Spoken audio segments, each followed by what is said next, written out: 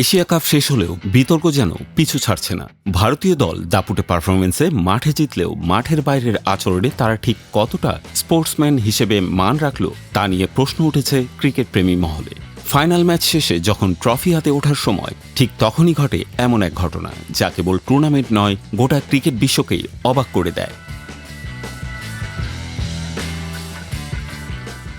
পুরস্কার বিতরণী মঞ্চে দাঁড়িয়েছিলেন পাকিস্তান ক্রিকেট বোর্ড পিসিবি ও এশিয়ান ক্রিকেট কাউন্সিল এসিসির প্রধান মহসিন নাকভি।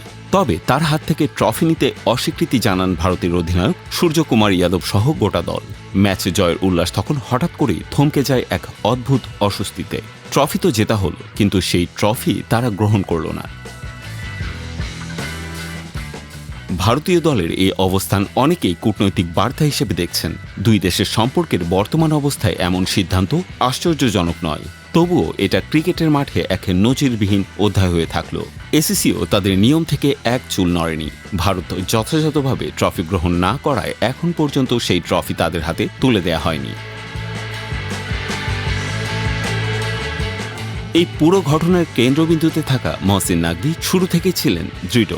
ভারতীয় খেলোয়াড়দের অবস্থানের বিপরীতে তিনিও নিজের অবস্থান থেকে এক চুলও সরে আসেননি। কোনো প্রকার সমঝোতা বা সম্মান রক্ষার নামে আপোস করেননি তিনি। তার এই নৈতিক ও সাহসী অবস্থানই এবার এনে দিল এক বড় স্বীকৃতি।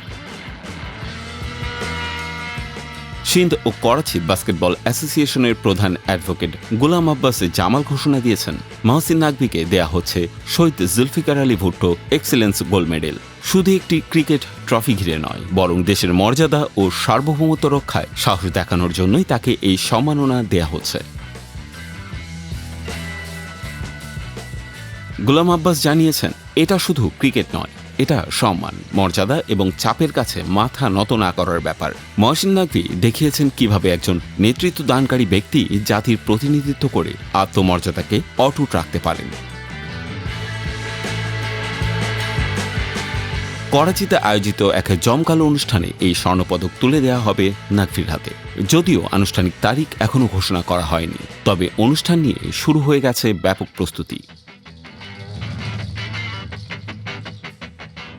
ভারতের দিকে এখনও তাকিয়ে রয়েছে এসিসি। ট্রফি গ্রহণ করবে কিনা তা সময় বলে দেবে। তবে একটি বিষয় এখন পরিষ্কার, শুধু ম্যাচ জিতে চ্যাম্পিয়ন হওয়া যায় না। মাঝে মাঝে মাঠের বাইরেও জয় ছিনিয়ে আনতে হয় দৃঢ়চেতার সিদ্ধান্ত নিয়ে। সেই জয়টাই যেন তুলে নিয়েছেন মহসিন নাকভি।